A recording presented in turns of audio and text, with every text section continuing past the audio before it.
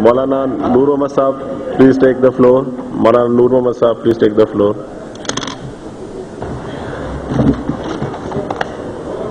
شکریہ جناب اسپیکر.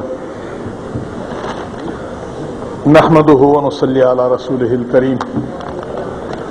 اما بعد فاعوذ باللہ من الشیطان الرجیم. بسم اللہ الرحمن الرحیم. ومن یبتغ غیر الاسلام دینا فلن یقبل منہ وهو فی الآخرۃ من الخاسرین.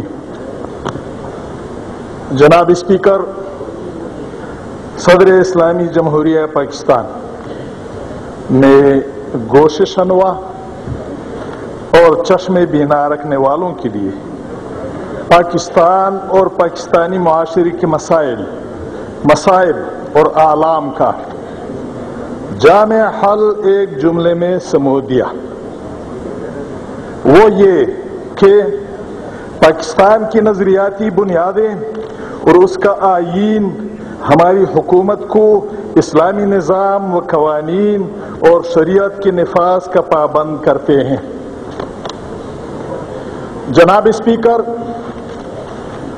انسانیت نام اس مادی جسم کا تو نہیں. اس باڈی کے اندر جو انسان ہے یا انسانی روح یا انسانی ذہن، فساد آج اسی انسانیت میں ہے، اور یہی وجہ ہے کہ ملک کے ہر شعبے میں ہر طرف بگاڑ اور فساد ہے، اور یہاں جتنے بھی دانشور ہیں وہ اسی سوچ میں ہیں کہ کسی طرح اس کا اصلاح ہو سکے. جناب اسپیکر، انسانی روح کے متعلق باوجود اس کے کہ آج کل انسانیت علم و ہنر کے بڑے بڑے دعوے کر رہے ہیں، لیکن اس انسانیت اور انسانی باڈی کے خوردبینی، انتہائی خوردبینی خشت میں، سل میں زندگی کیسے آئی، کہاں سے آئی، اور یہ انسان اور یہ روح کیا ہے، کتنا ہے، کہاں ہے، کہاں سے آیا، اس کے متعلق آج پوری انسانیت الف بی بھی نہیں جانتی ہے اور قیامت تک نہیں جان سکیں گے. قل الروح من امر ربی وما اوتیتم من العلم الا قلیلا. جب ایک چیز کے متعلق پوری انسانیت جاہل مطلق ہے تو اس چیز کے فساد دور کرنے کے لیے انسانوں کے پاس کوئی علاج اور کوئی نسخہ قطعاً نہیں موجود ہو سکتی. آج ہم جن قوانین میں معاشرے کی اصلاح ڈھونڈ رہے ہیں تو یہ راستہ فساد کی طرف تو ہمیں لے جا رہے ہیں. اصلاح قطعاً ناممکن ہے تا وقت کہ اس کا علاج اسی خالق کی قوانین میں نہ ڈھونڈے جائے جس نے اس انسان کو تخلیق کیا. لہذا صدر پاکستان نے جو فرمایا کہ ہماری سرکاری فریضہ ہے کہ ہم نظام اسلام کو عملاً نافذ کریں. جناب اسپیکر، ہر کوئی جانتا ہے کہ مدینہ منورہ ایک چھوٹی سی ریاست میں جب قرآنی نظام عملاً نافذ ہوا تو اس وقت کے اونٹ چرواہے، اونٹ کے چرانے والے، اسی نظام نے ان میں ایسے شخصیات پیدا کیے کہ رہتی دنیا میں ان شخصیات جیسے حکمران نہ آئے ہیں، ان کے بعد نہ آ سکیں گے. عمر فاروق رضی اللہ تعالی عنہ جیسے حاکم اور حکمران، حضرت अली करम अल्लाह वजह जैसे स्कॉलर, हजरत खालिद इब्न वलीद रज़ी अल्लाह अन्हु जैसे जर्नल, हजरत आमर इब्न अल-आस जैसे सियासतदान किसी यूनिवर्सिटी ने न पैदा किया है न पैदा कर सकती है। इसी कुरानी निजाम ने ऐसे शख्सियात पैदा किए। जनाब स्पीकर, मैं दर्द दिल से ये अर्ज कर रहा हूं कि हम जिस तरफ जा रहे हैं, बाहर सहीहूनी मंसूबे वो इस पे है कि बाकी जो बच्चा कच्चा पाकिस्तान है इसके टुकड़े बन जाए। इस वक्त जिस चीज ने हमें मुत्तहिद रखा है वो इस्लामी अखुवत है, वो इस्लामी रिश्ता है। और हैरत की बात यह है कि हम इसके पीछे पड़ चुके हैं कि इसको कमजोर तर बनाए। मेरे मुहतरम स्पीकर साहब, हम जब अपने गिरदो जवार में देख रहे हैं, हमारे पड़ोस में ईरान, उसने शिया मसलक की सही शरई निजाम नाफिज किया है। वहां कहीं धमाका, वहां कहीं दहशतगर्दी नामो निशान नहीं है। दूर न जाइए, हमारे करीब तालिबान ने इस्लामी निजाम नाफिज किया है।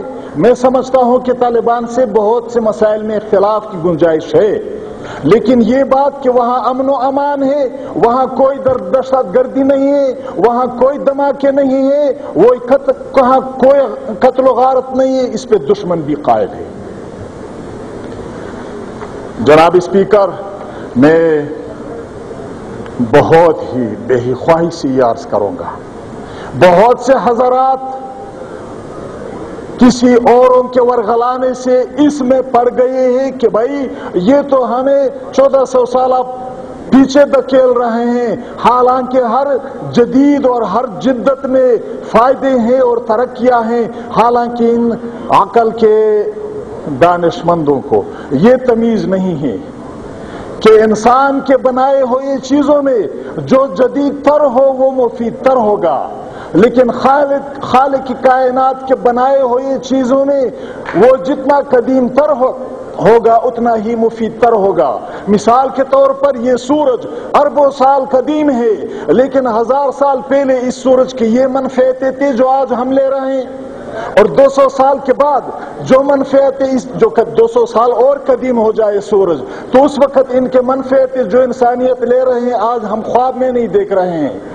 ये कुर्रा अर्द, ये आबो हवा, ये ऑक्सीजन अरबों साल कदीम नहीं है।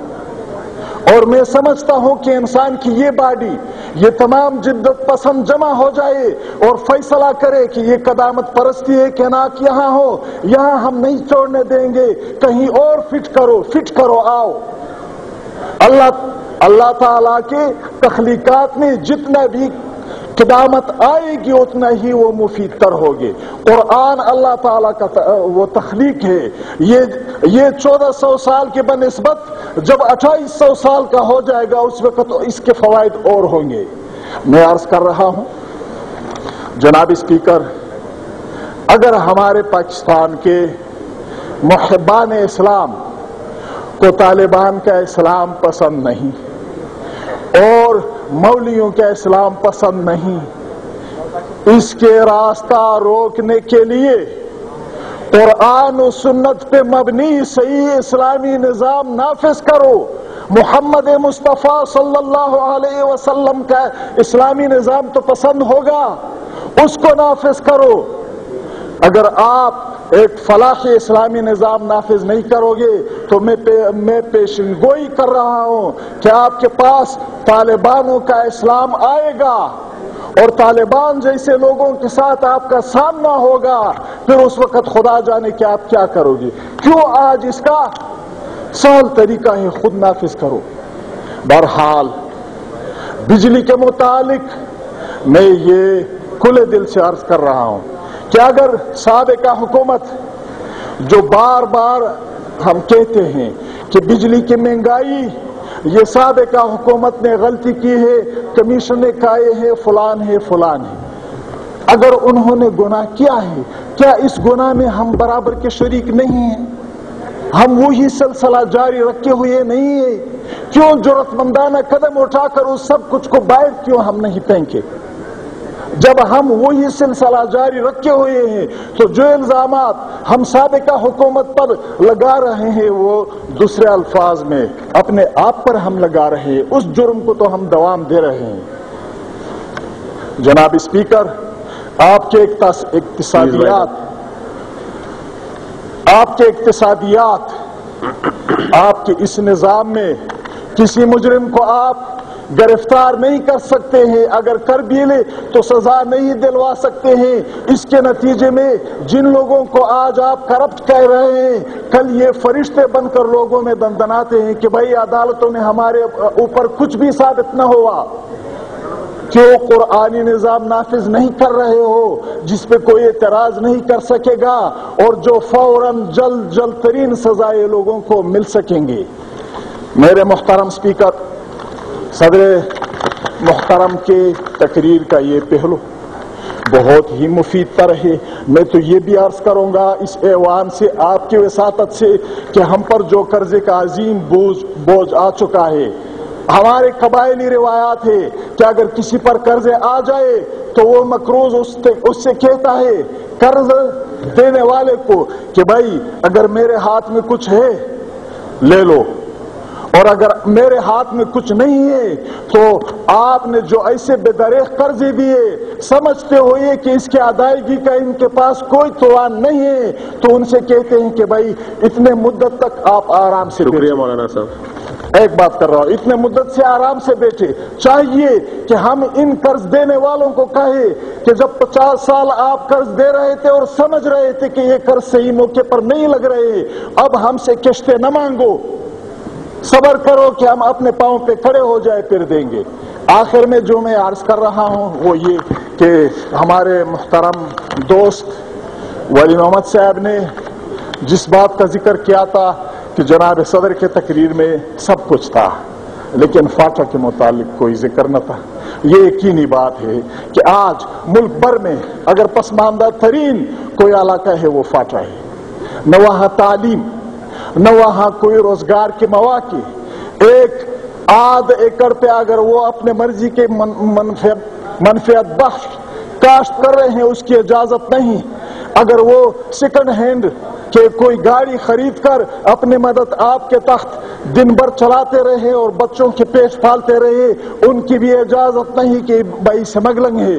آخر ان کے روزگار کے لیے، ان کے تعلیم کے لیے وہاں میں ایک آسان تجویز پیش کر رہا ہوں کہ قبائلی علاقے میں یہ اسمال ڈیم کے اتنے بہترین مواقع ہے.